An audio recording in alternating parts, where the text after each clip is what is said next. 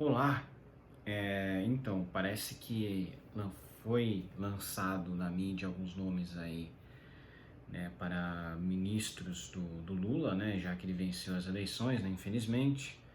É um pesadelo, realmente, são nomes horríveis, né, que vão desde, né, Flávio Dino até, enfim, Marina Silva, Alckmin, né, você vê. Mas parece que vão ter 33 ministérios, parece que ele vai criar um monte de ministério lá. Já era de se suspeitar, porque ele vai inchar a máquina pública novamente para fazer. Lógico, todo socialista quer inchar o Estado, né? Então isso realmente não era algo que realmente eu duvidava, né, de que fosse feito. Mas o que é realmente chocante realmente alguns nomes, né, que foram colocados na mídia, né? E o Lula ainda não está falando abertamente quais serão, né, os ministros, né, obviamente, mas já tem alguns nomes e muitos deles foram perdedores, né, da eleição, né, dessa eleição passada. Eles foram perdedores e o Lula, obviamente, está querendo chamar todo mundo para compor o governo dele, né? Isso aqui realmente é uma coisa que a gente tem que ficar de olho e cobrar, né? Mas, ó, por exemplo, na lista estão Wellington Dias, Randolfo Rodrigues, sim, é lógico, né? O maior aliado do PT, né? Tem que estar nessa lista também. Camilo Santana, o Flávio Dino e o Jacques Wagner também, né? Você só vê gente da base aliada. Isso aqui, na verdade, é normal, tá, gente? Porque quando você quando você entra num governo, é lógico que você vai chamar a base aliada para compor o governo. Você não vai chamar a oposição. Porque se chamar a oposição, a pessoa vai boicotar o seu governo. E esses são dos erros do Bolsonaro. Ele chamou muita gente para compor o governo dele que era meio que de oposição, mas que ele tentou conversar. Aí teve todo aquele caso lá com o Henrique Mandetta. O Bolsonaro foi muito mole, a verdade foi essa, o Bolsonaro foi muito mole. Ele não colocou o governo todo como o Lula está fazendo aqui da base dele. Ele botou gente que não fez parte do governo dele, né? Então, isso é muito, realmente, só mostra que o Lula não vai ser igual ao de 2002, ele não vai fazer um governo para todo mundo, ele vai ignorar a direita, ele já mesmo falou isso no pronunciamento. E ó, o quadro preocupa devido à eleição neste ano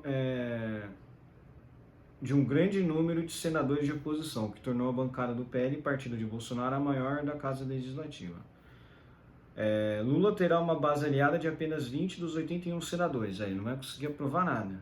Imagina ele aprovar uma PEC, né? Porque para derrubar a PEC do teto de gastos, ele vai ter que fazer base para isso. Ele, teoricamente, vai ter que conseguir uns 20 ou 30 mais, né? Porque são 81, ele vai ter que pegar pelo menos uns 30 senadores. Será que ele consegue negociar com tanta gente do Centrão? Essa que é a questão. Ele não consegue aprovar uma PEC.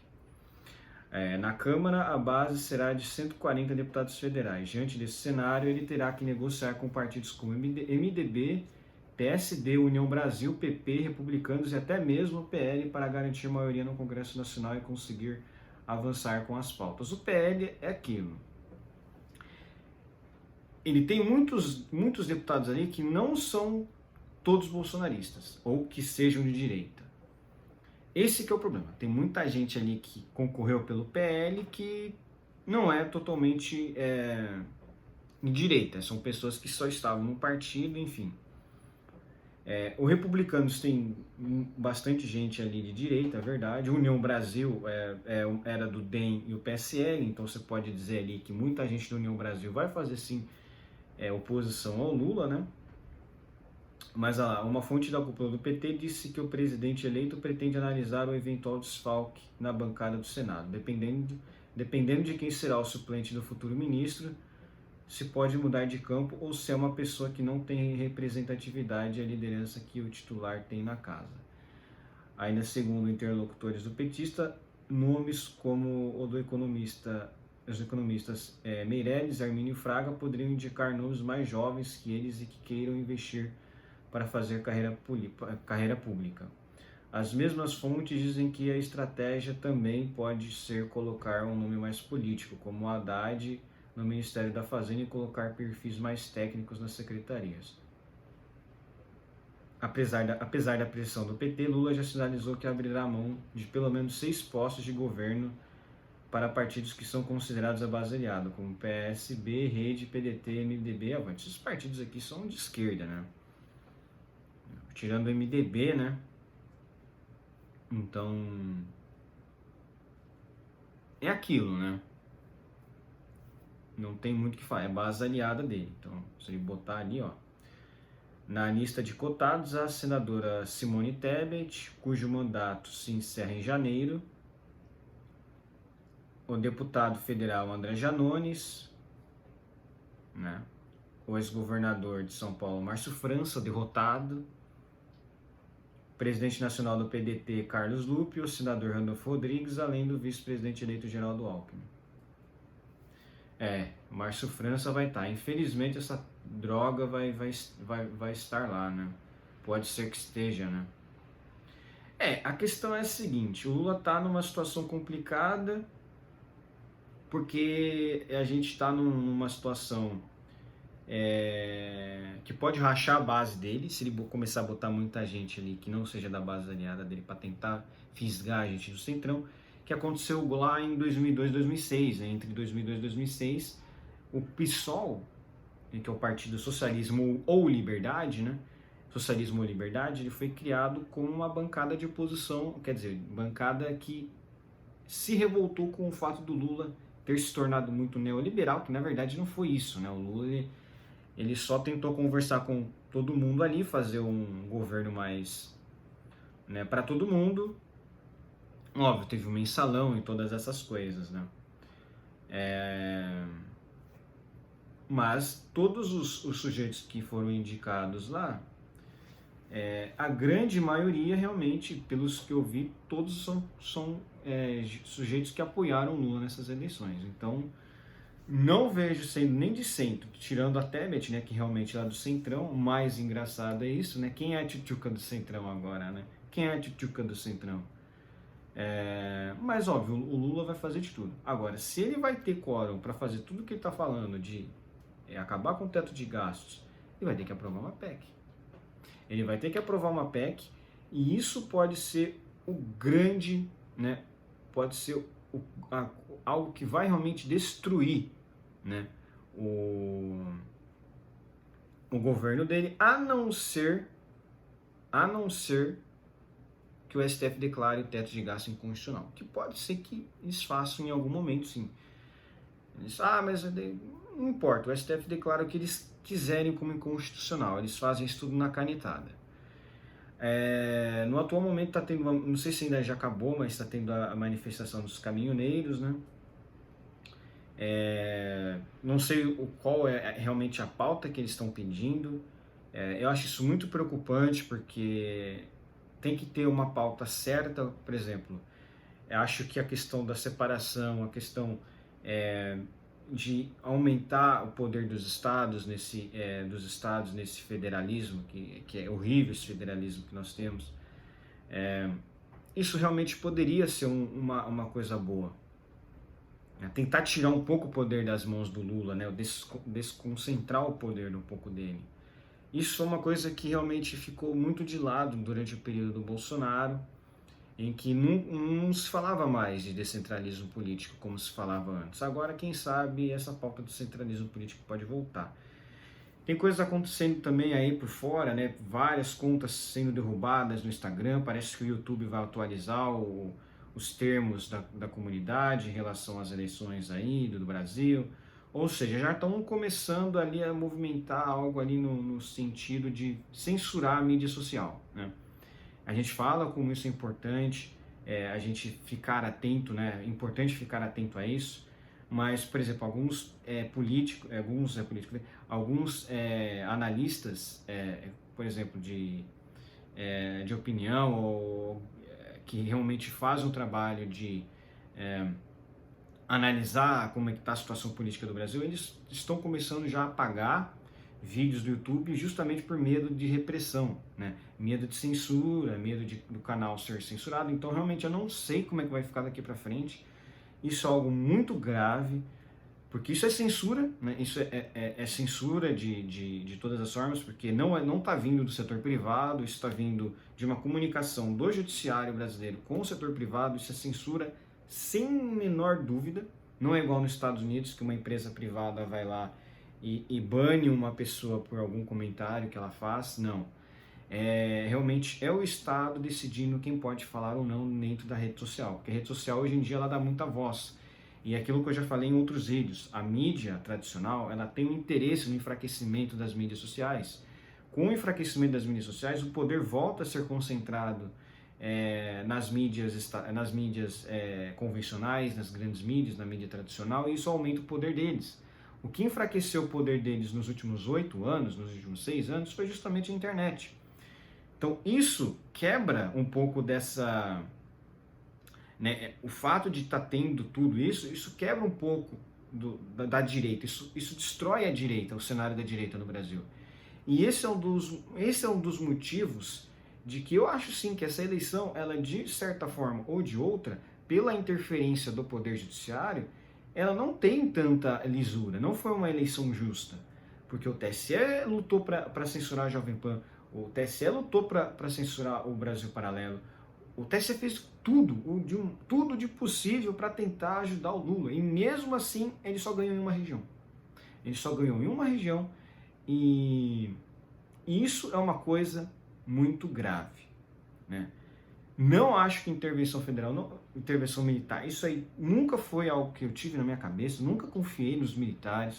O pessoal fala, mas os militares prestaram continência para o governo do Lula e do PT durante não sei quantos anos. Então não caiam nessa balela de intervenção militar. Os militares não estão com a gente, nunca estiveram com a gente. Quando eles tomaram o poder lá atrás, eles só quiseram criar estatais, não enxugaram o Estado, não deram valor ao debate político, não deram valor ao debate econômico. Até o Augusto Pinochet, que foi sim um líder ditador, ele deu voz aos liberais na economia, tanto é que ele fez a Constituição mais liberal e mais livre da América Latina. É a Constituição mais enxuta. É meio que quase uma Constituição americana, né? E é por isso que eu considero os militares brasileiros, eles foram sim uns grandes traidores. Porque eles poderiam ter limpado o Brasil de toda essa escória comunista. E eles não fizeram nada. Não fizeram nada. Até o Pinochet, você vê o Chile hoje, mesmo com o Boric não avança nada, porque a Constituição chilena ela é pequena. Então o poder do Estado lá é pequeno, naturalmente ele não consegue ampliar. Mesmo ele criando leis lá, tentando driblar a Constituição, ele nunca consegue fazer algo grande. Porque a Constituição lá não é igual a brasileira. Não é a Constituição socialista brasileira. Né? Que a Constituição brasileira de 88, ela foi feita acho que 5 ou 3 anos antes da queda do Muro de Berlim. Então o brasileiro achava, não, o socialismo soviético é uma maravilha. Talvez se a nossa Constituição tivesse sido feita ali um pouquinho depois, ali em 95, 96, talvez seria muito melhor, talvez não tivesse essa questão aí, função social da propriedade privada, essas coisas absurdas que tem na nossa Constituição. Então aí você vê essa diferença, entendeu? E isso que eu digo, não acreditem. Quem fortaleceu o desarmamento no Brasil foi o Exército. Foram os militares brasileiros durante o governo Lula. Eles quiseram o desarmamento civil. Tem muito militar de esquerda no Exército ali infiltrado. Não caiam nessa lorota. Não caiam nisso. Se é para pedir alguma coisa, primeiro, separação. aumento da independência dos estados, né, com o federalismo. Eu acho que seria o meio termo, né, porque não separaria territorialmente, mas economicamente e politicamente sim, separaria, né, porque aí seria praticamente um estado independente. Ele teria as próprias regras criminais, teria as próprias regras econômicas, as próprias regras políticas, teria um governador como se fosse um presidente da república, né? Aumentaria o poder dos municípios também, que hoje em dia quase não, eles não possuem, né? Os municípios são, enfim, estão lá só para existir, né? Então tem todos esses aspectos. Tem o semipresidencialismo, que já tem projeto de lei correndo na Câmara, né, para tornar o Brasil mais parlamentarista. Isso acabaria com toda a força que o PT tem, né, porque o PT ele é centrado numa figura política só, né, que é o Lula, e enfim, você vê essa questão do apego ao poder, né, não tem... Eles mesmos se boicotam nesse sentido, né, tanto que por isso que eles não conseguem apoio em lugar nenhum, tirando o Nordeste, né. Enfim, realmente é uma situação muito preocupante. Não sabemos como é que vai ficar, realmente. Inclusive, esses dias eu conversei com o motoboy, ele não gosta do Lula, é muito mais para o Bolsonaro. E ele falou também de umas coisas como lá na Colômbia, eu não sei se é verdade, mas ele comentou que na Colômbia o Uber não é mais permitido ou não está mais circulando, né? E nós sabemos que o Uber aqui é um dos maiores empregadores, né, é um dos maiores empregadores de pessoas que têm curso superior, né? É um dos maiores empregadores de engenheiros, advogados, né? Porque você faz um curso lá durante 5 anos, mas você não tem mercado, basicamente isso. Aí quem supre toda essa deficiência é o Uber, porque quando você trabalha para o Uber, você é autônomo. Então você não tem todo aquele entrave de leis trabalhistas, de CLT, então é muito mais fácil de contratar a pessoa, né? Tem muita gente que fala, não, mas isso aí é trabalho precário, mas poxa, a pessoa ganha um salário muito maior do que um trabalhador normal. E você também você paga imposto muito menos. Você não tem que pagar o FGTS, você não tem que pagar negócio da Previdência. Mas às vezes o cara até ele deixa de pagar, mas tipo, não pagou, né? Não pagou, né? Então ele retém todo o dinheiro é dele mesmo, o dinheiro é dele, né? Ele não precisa dar satisfação pro Estado. Até por isso que o Lula não gosta dos MEI, né? Apesar de falarem que o Lula criou o MEI. Não, quem propôs o projeto foi o parlamentar do PSDB. Outra fake news aí da esquerda, falar que, não. Aí o que eles falam? Que o MEI foi criado pelo Lula porque foi no governo Lula, mas quem criou o projeto ali foi o PSDB.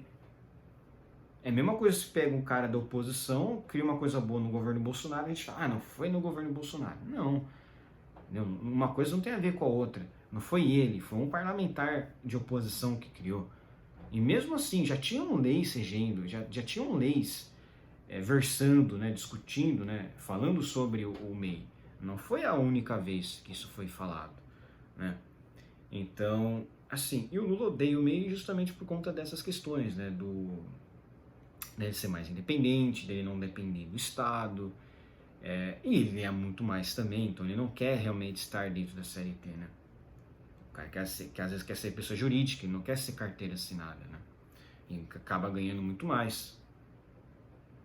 Mas é isso, realmente é preocupante, todos esses nomes aqui que a gente vê. Tem uma coisa aqui também, Para a cientista política, o presidente eleito deu indícios de que entende essa necessidade, mas deverá dar demonstrações de fato que caminhará nesse sentido. É importante ele trazer isso desde já, é importante para esse processo da paz da União, que traga outros partidos para o ministério e para as regiões. Ela lembra também que há preocupação em retribuir o apoio ao Nordeste, que foi quem deu a vitória, mas que é preciso ter atenção, objetivo e a união e contemplar as diversas regiões. Ela não vai fazer isso, a gente sabe que o Lula vai dar apoio mais ao Nordeste mesmo, e o Bolsonaro foi idiota de tentar, desculpa falar isso, mas realmente ele deveria ter dado mais apoio às regiões onde ele ganhou, porque quem sabe assim ele conseguisse ampliar o voto dele. Aí estão falando que o Bolsonaro ganhou 180 mil votos a mais no Nordeste, alguma coisa assim do tipo, né? Gente, sinto lhes informar, mas é muito pouco. É muito pouco. Talvez se ele tivesse feito mais aqui para o Sul, Sudeste, realmente talvez ele tivesse conseguido, mesmo com esse peso tão forte do Nordeste, talvez ele tivesse conseguido ganhar aí por uma margem pequena essas eleições. Mas vamos ver o que vai ser, vamos fazer oposição forte. Não sei como é que vai ficar a censura no YouTube, como é que vai ficar a censura aí pelo STF, pelo TSE. Esse é o grande problema, a gente não sabe como é que vai ficar. O que o YouTube está preparando aí para esse negócio aí de termos novos de serviço, novos termos da comunidade, né, para atender as regras enfim. Totalmente censura, a gente já sabia que isso ia acontecer mesmo. Talvez eu vá para outras plataformas, não sei, apesar de que eu sou uma pessoa pequena, então não tenho voz para, né, enfim, para chegar a todo mundo, enfim, é uma questão complicada mesmo. Lula já foi imediatamente cumprimentar o Alberto Fernandes, né, que está fazendo um trabalho péssimo na Argentina, né, inflação a 100%, inflação terrível, governo totalmente quebrado, e ainda tem pessoas na Argentina que falam que tem que ter Estado grande, cara. Eu não consigo entender isso. Como é que o povo ainda acredita nesse tipo de coisa? Como é que o povo não vai votar logo no Javier Milei para tirar toda essa escória socialista de lá? E tem isso, 2023 acho que vai ter o novo pleito lá, né? Acho que vai ter uma nova eleição presidencial. Se o Javier Milei vencer, vai ser já um alívio, porque realmente o Lula vai perder um dos seus comparsas aqui da América do Sul. E isso pode ser que comece a enfraquecer a esquerda também, porque no Chile provavelmente vão começar a fazer uma oposição maior, pode ser que a direita volte no Chile, quem sabe aí a Colômbia também volte a botar alguém de direita de novo. Então, assim, não está tudo perdido. Agora, a questão é a censura, né? Nós vivemos num período de censura. O Alexandre de Moraes faz de tudo para calar vozes dissidentes, vozes contrárias ao sistema, vozes contrárias ao Lula. E esse é o grande problema. Vamos ver como é que vai ficar. Eu espero que realmente não tenha isso, mas eu tenho um forte pressentimento negativo de que eles vão sim calar opositores, de que eles vão fazer esse tipo de coisa. Se eles começarem a fazer isso, aí é hora de a gente ir para as ruas e fazer uma grande revolta para pedir a renúncia de Lula, pedir a renúncia de todos os ministros do STF e convocar novas eleições. Sim, a gente não pode deixar isso acontecer, porque a última coisa que eles vão atrás para acabar de vez com a oposição é a liberdade de expressão. Não há mais nada além disso. Acabou a liberdade de expressão, acabou a oposição. Não tem mais o que se falar, né? Aí todo mundo vai preso que fizer a oposição, aí vai acabar tudo. E a esquerda, você sabe como é que tá, né? Eles vão falar, é opositor, mas fez fake news, então merece ser preso. Então vai ficar muito relativo. Vai ter um Ministério da Verdade e eles vão mandar todo mundo para cadeia indiscriminadamente, como está acontecendo agora na Turquia. É muito engraçado esse povo falando, você não está contente com Lula? Vai pro Afeganistão. Lá tem gente fundamentalista de extrema direita. Gente, como é que esse povo é assim? O Hamas acabou de declarar apoio ao Lula, deu parabéns ao Lula. Gente, como é que a esquerda é tão idiota assim? Querer comparar uma coisa que tem nada a ver com a outra. O Hamas apoia o Lula. Quem está fazendo regra para prender pessoas que fazem fake news de 5 anos a não sei quanto é a Turquia, um país islâmico, que está sendo duramente criticado pela União Europeia, até a União Europeia, que enfim, é extremamente socialista. A União Europeia está metendo pau nesse projeto de lei que passou na Turquia, que vai prender pessoas que fizerem fake news, né? A gente não sabe, né? O que o governo vai dizer, né? Provavelmente é o governo que vai definir o que é fake news ou não.